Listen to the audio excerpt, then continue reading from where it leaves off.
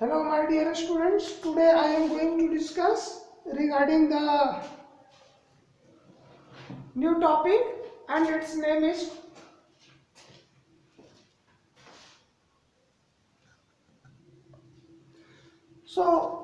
here the comparative analysis with the reference to demographic indicators.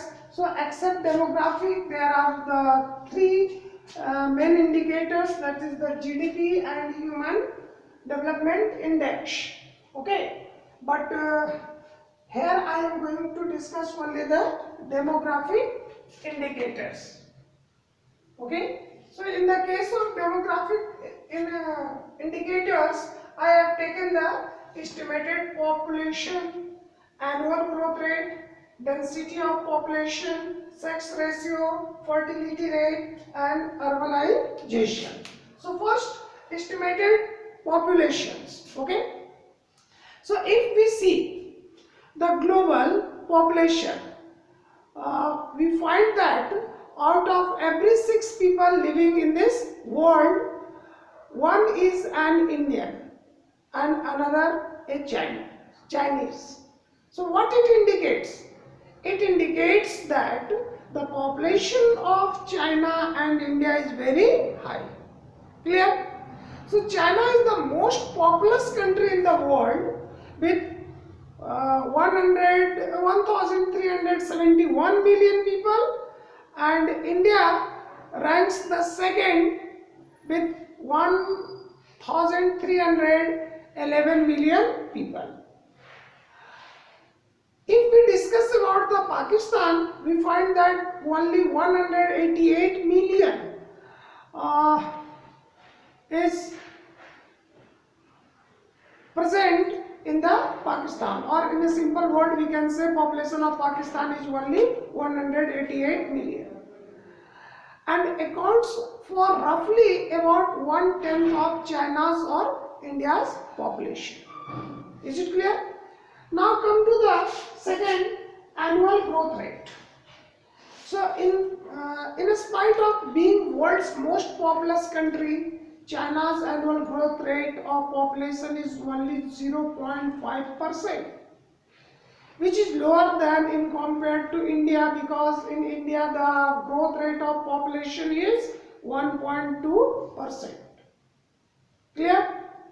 And if we discuss about the Pakistan, we find here the growth rate is very high and it is nearly 2.1%. So this is largely due to one-child norms introduced in the China in the year 1970s, which reduced the population growth rate of China. So here the key word is one-child norms, which was introduced by China only to control the population, and that's why the growth rate of population is very less, that is 0.5%. Clear? Now come to the density of population. Again you will find if the growth rate is low, it means the density will also be low, because the area of the China is very vast. So although China is the most populous country in the world, however its density is lowest. Why it is lowest? Because we find that the area, geographical area of China is very vast or very large. So here the density is only 146% per square kilometer. Density of China is low in compared to that of India and Pakistan. The density of the Pakistan is the highest, that is the 245 persons per square kilometer. And in India the density is, that is the 441 person per square kilometer. So overall the conclusion is that the India is the most populous country in the world if we compare on the basis of geographical area. Now come to the sex ratio. Sex ratio is low the proportion of female per thousand male, that indicates the sex ratio. So sex ratio is low and the biased against females in all the three countries due to son preference. Everyone think that the son is a money spinner, so they prefer son child in place of girl's child. In India, the sex ratio is 929 out of 1000 male. Okay, and corresponding figures for the China and Pakistan is also 941 out of 1000 male in China, and 947 female, 947 female out of 1000 male in Pakistan. Okay, now come to the fertility rate. So fertility rate means what? How many children born by a woman in the reproductive age of 15 to 45 years on an average. So it indicates that a woman can give the birth of a newborn baby at the age of 15 to 45. So in the Pakistan, the fertility rate is very high. The birth rate of a per woman is nearly 3.7. Okay, but if we compare the India, we find that the 2.3, and if we compare with China, that is 1.6 per woman. So the fertility rate of Pakistan is maximum and the fertility rate of China is less. Now come to the urbanization. So in comparison to only 33% Indian people living in urban areas, 56% people are living in China in urban areas, and 39% people lives in urban areas in Pakistan. So here also we find that most of the people in our country are living in the rural areas. So urbanization has taken place in India, but at a very slow rate. So in this way we can say the demographic indicators is not up to the mark for the India. It is also not suitable for the Pakistan, as well as at some extent we can say the demographic condition of China is better than both of these countries. Okay, thank you. Now in the next video we will learn about the another things, and that is known as the GDP and SDI, Human Development Index.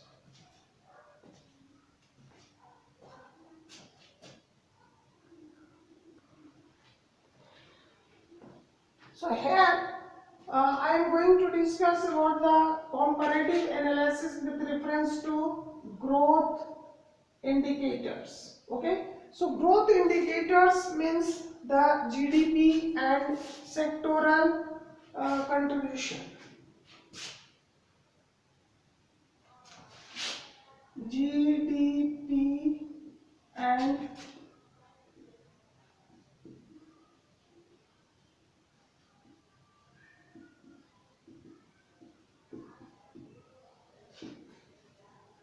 so GDP, gross domestic product, and sectoral contribution means there are three sectors: primary, secondary and tertiary sector, and what is the contribution of all these things. Okay, so first, that is the gross domestic product, this one, GDP. So gross domestic product, so it is the single most important indicator of any economy. China has the second largest GDP. It is calculated on the basis of people purchasing power, triple P, PPP. Okay, people purchasing power, that $19.8 trillion, whereas India's GDP is on the basis of people purchasing power priority, that is the dollar $8 trillion, and Pakistan GDP is only 0.94 trillion. So roughly we can say about 12% of India's GDP contains the Pakistan, and India's GDP is about 40% of GDP of China. Okay,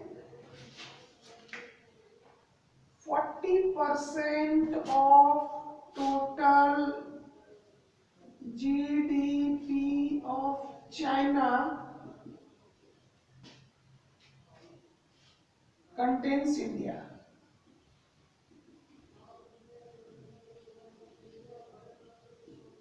And 12% of total GDP of India contains Pakistan. Okay, so this is the situation of the countries India and Pakistan. So when we discuss about the development, we find that the growth rate of our country is up to 5 to 7%. China was able to maintain nearly double-digit growth rate for continuously 10 years or for one decade. But our growth rate is in a single digit, or if we want to take it in the number, we find that between the 5 to 6% growth rate we are capable to obtain. Okay, if we discuss all three countries between the 1980s to 1990s, what we find? We find that the China was able to maintain a growth rate of double digit, means more than 10%. On the other hand, our country was capable to maintain the growth rate. It was only 5 to 6% or 5.7%. Okay, Pakistan during that period was better than us, and he was able to maintain the growth rate up to 6%. But if we discuss between the 2015 to 17, we find some differences. So here we find that the growth rate of Pakistan and China both has declined, whereas India met the moderate growth rate, and we can say that due to some reforms taken place in the industrial sectors, due to that our country is capable to maintain the moderate growth rate. Okay, now come to the sectoral contribution. Sectoral contribution, as I told you, it is related to the primary sector, secondary sectors and the tertiary sectors. So as we know that the primary sectors means it is related directly to the natures. So first of all, I want to discuss regarding the China. Okay. So what is the contribution of all these three sectors in China? Okay. So area of China is very vast, but the suitable cultivable land is only 10% of total area in China.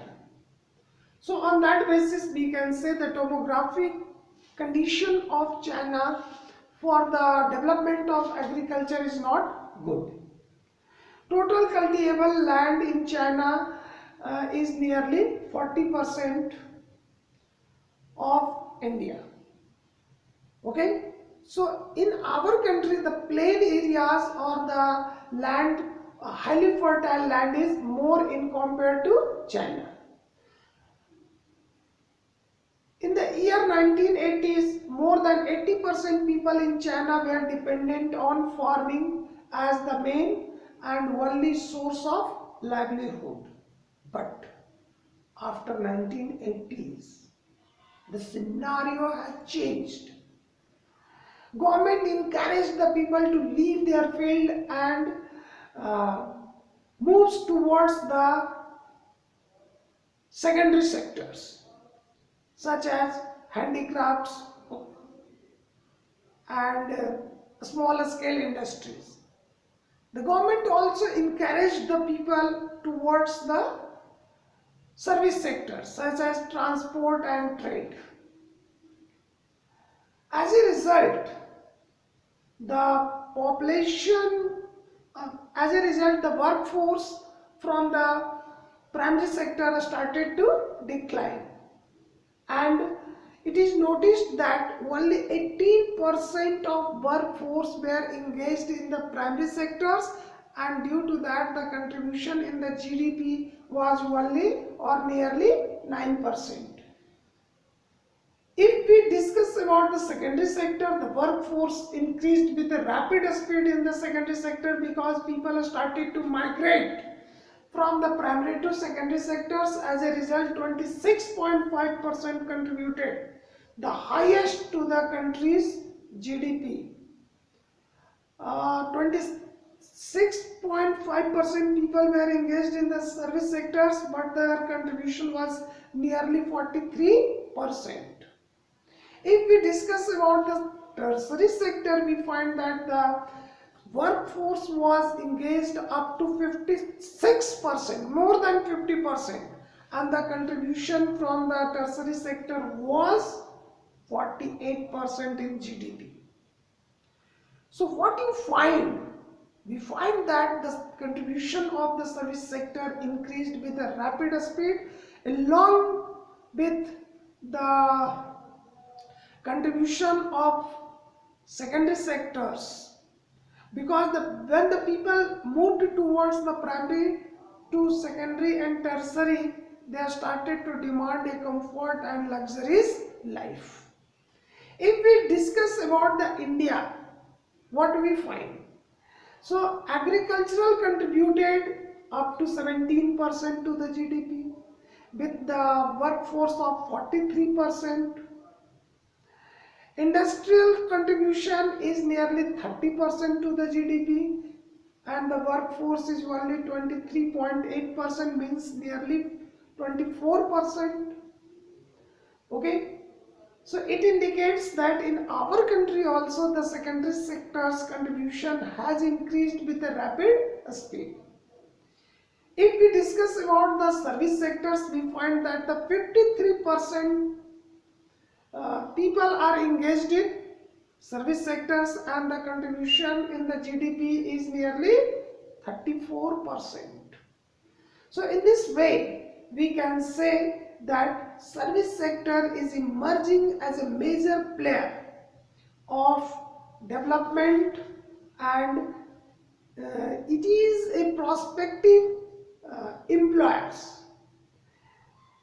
If we discuss about if we compare India with China, India has shifted directly to the service sectors from primary sectors.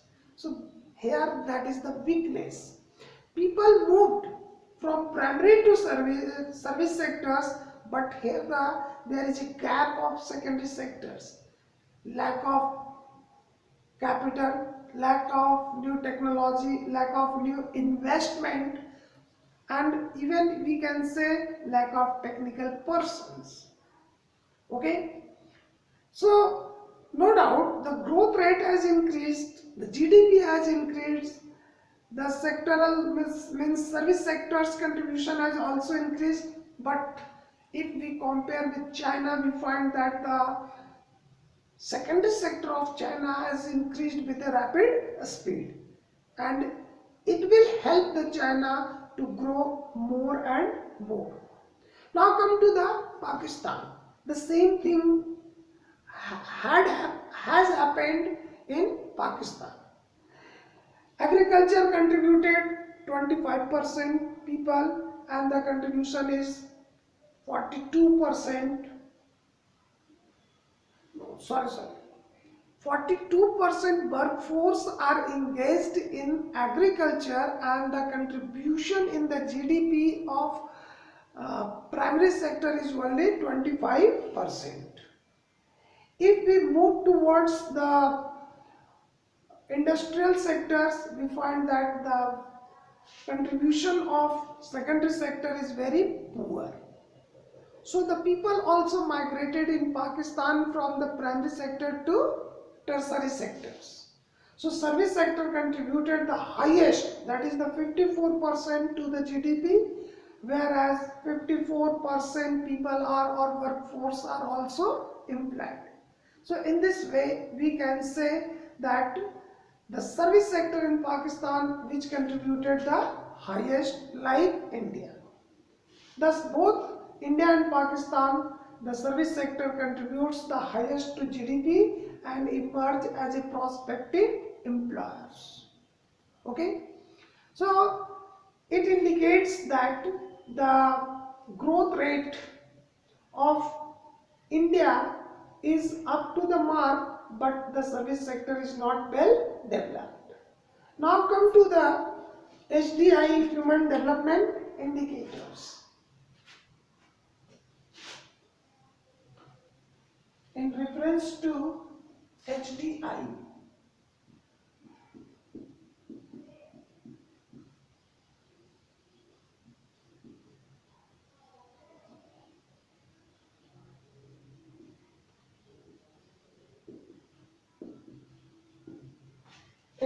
Human Development Indicator. Okay, so it is also the most important indicators. Higher value of HDI implies the higher growth and development of any countries. It is measured on the basis of life expectancy, infant mortality rate, per capita income, net attendance ratio. So if all these things are growing in any country, it means the development is taken place in that particular countries. Okay, so our country is also capable to maintain the growth rate of HDI, but not up to the mark. If we compare it with the China, we find we are very backward. But if we compare with the Pakistan, our condition is up to the marks.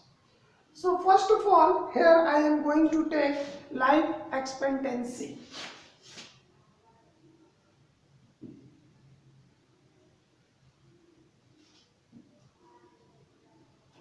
Okay, first that is the life expectancy. So what is life expectancy? Life expectancy explains that how many years a person can survive. So we can say that the life expectancy refers to the average number of years for which the people are expected to live. A country which provides better civic amenities and health facilities secures a high life expectancy of its citizens. The life expectancy in China is 76.4 years, whereas in India that is the 69 years, and if we compare with Pakistan, we find it is only up to 66 years. Next, that is the schooling.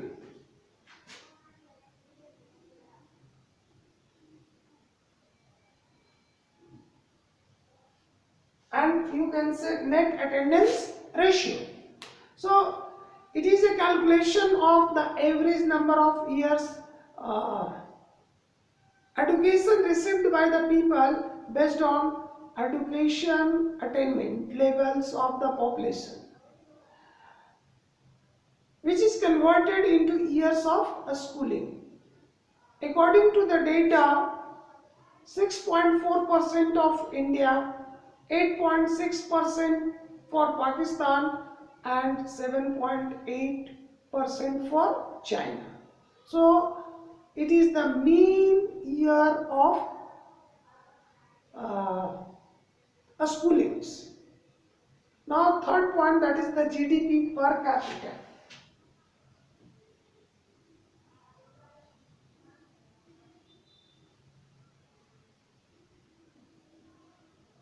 Gross domestic product on the basis of per capita. So higher per capita GDP plays a major role in increasing the SDI, means Human Development Index, for a nation. While for India and Pakistan, I have already told you that on the basis of purchasing power priorities, the India is $6,427, whereas the Pakistan is only 5,000, nearly $5,000. Okay. If we discuss about the people below poverty line, so in our country, the 60.4% people in India are the below poverty lines, 23.5% people in China, whereas 46% people in Pakistan lives below poverty lines. So these values are measured against the international poverty rate. If we discuss about the infant mortality rate, so infant mortality rate refers to number of infants dying before reaching 1 year of age per thousand live births in a year. In a simple word, we can say that how many newly born baby celebrate their first birthday out of 1000 in a year, that is known as infant mortality rate. So low infant mortality rate would imply better healthcare systems, improved sanitations, hygiene has been accepted, whereas infant mortality rate is lowest in China in compared to India and Pakistan. If we move towards the maternal mortality rate, mortality rate means how many mothers lose their life at the time of giving birth. So here also we find that the India's condition is very worst, but if we compare it with the Pakistan, India's condition is far better, but if we compare with China, our condition is very poor. So according to a data, out of 1000, nearly 27 women also die in China. So, but in our country, it is nearly 174. So many times more maternal mortality rate is present in India and Pakistan. As to improve sanitations, the condition of sanitations in our country is also very worse. No doubt, after the Modi government, the condition of sanitations has changed, but still there is requirement to improve it. India has also able to provide the sanitation facilities only to 44.2% of total population. So it indicates that the sanitation conditions of our country is very poor. Adult literacy rate. Adult literacy rate is the ratio to literate the adult population to that the total adult population in the country, and in our country it is nearly 95.1%.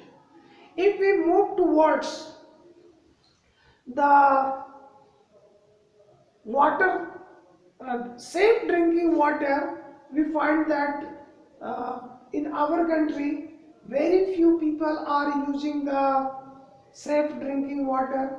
94% of population in India has access to improve water source, because most of the people used to live in the village areas. Still they are using the water of rivers, well, tank, ponds. It is not hygienic. It may creates the problem of water related to water disease. Okay, so in this way we find that on the basis of HDI, Human Development Index, our condition is not up to the marks. So here just I am going to write some points here, that is the GDP. Next,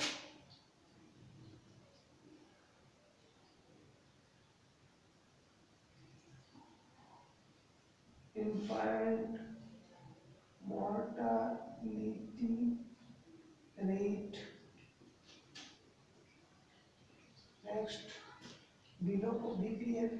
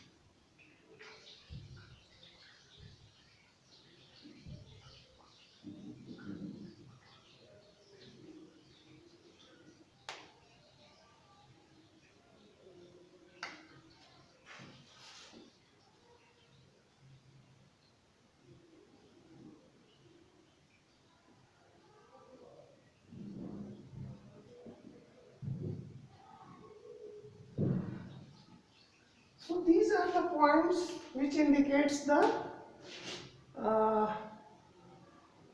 in HDI, Human Development Index, and in our country there is the requirement to improve it. Okay, thank you.